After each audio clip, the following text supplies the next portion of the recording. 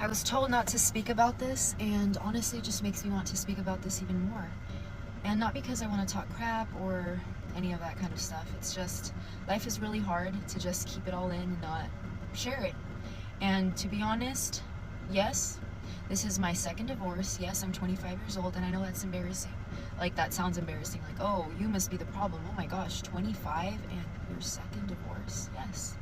I am going through another divorce, and I am going to speak about it. Not going to share the reasons specifically why, because yes, the person does deserve privacy. You don't want to share the specific reason why because you're the problem. The only thing a woman loves telling more than a story is telling the backstory. Women love giving us all the details, so please believe all of a sudden this man deserves privacy. Nah, ma'am, I'm calling cap already. You the problem. And it's embarrassing. That's why you don't want to say it. But I'll let you get your shit off, though. But all I can say is that this is a very difficult time for me. This has been my lowest point ever. And I will never stay, even if I love a man. My kids will always come first, no matter what. I don't care. I don't care if we're married.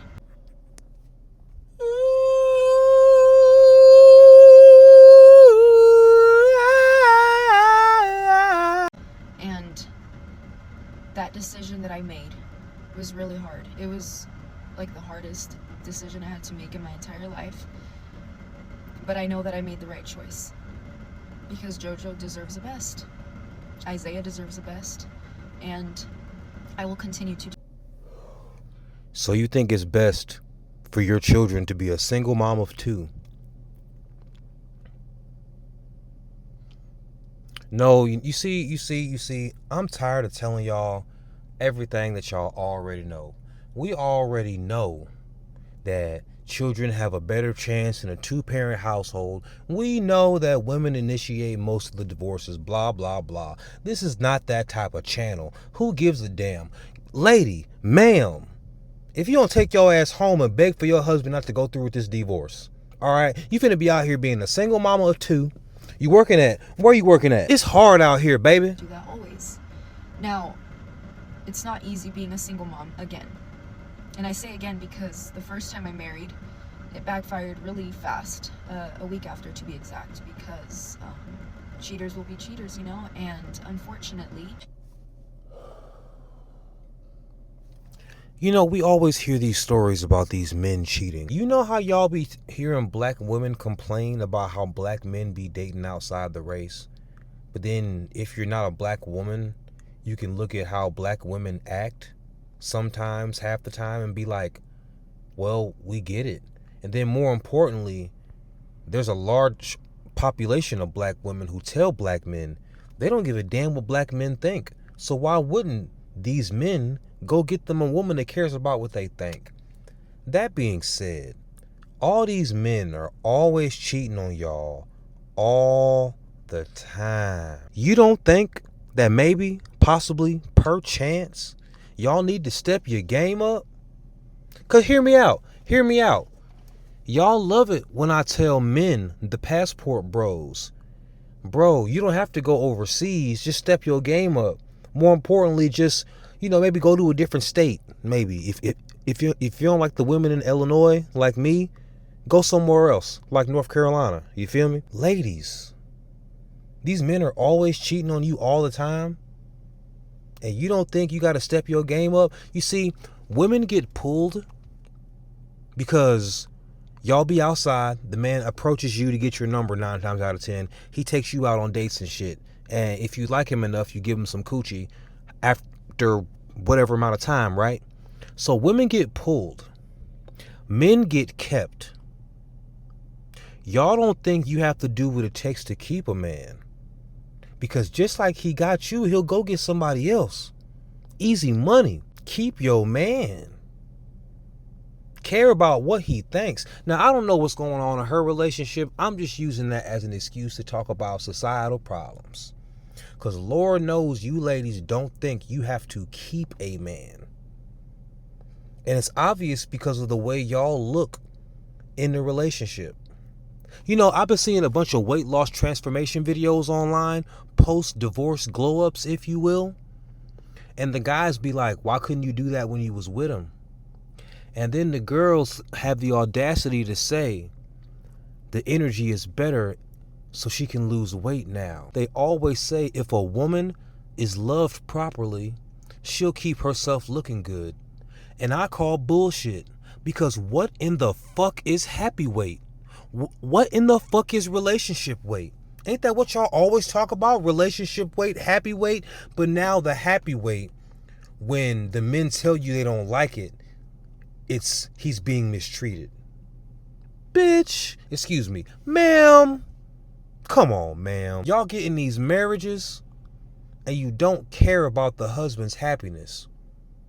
That's why he cheats on you. And of course, I think somebody should just go get them a new woman before they cheat on you. Or they should talk to you about what's bothering them, so give you an opportunity to improve or to solve the problem before they go seek attention elsewhere. But let me tell you something as a good man. I don't cheat, but women don't last long simply because I will tell you what I like and you'll be like, well, I hear you, but and then I'll tell you something that'll piss me off. Like, I'll tell you something that I know will piss me off. And you'll be like, you know what? You a really cool dude. And I was looking for a nerve. And thank you for exposing that nerve to me. Tomorrow, I'm going to jump all over that motherfucker. So, I wish I would have cheated on every single woman that I've dated.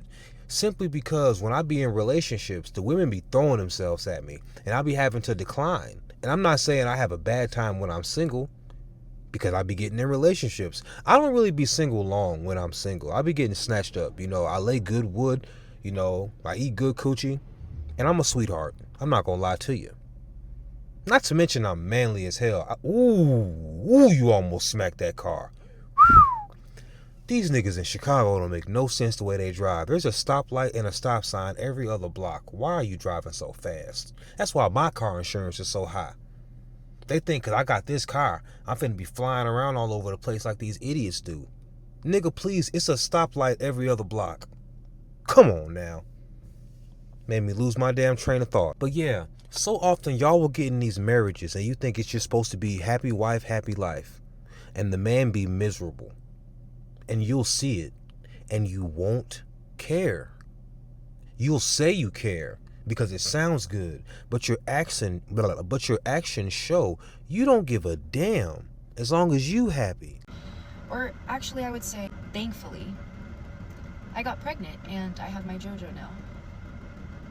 The only problem is that just because you get married, it doesn't mean everything will be solved for you. Or everything's gonna go great. Things don't. So you found a stepdaddy. You was looking for a stepdaddy, and you found one. And you couldn't keep him happy either.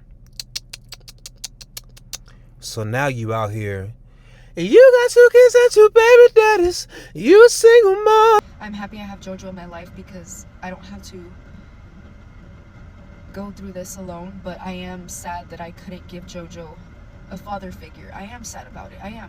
Now, Isaiah has a great father figure, and I'm so happy for that, but it's still unfortunate that I couldn't give both my children what they deserved.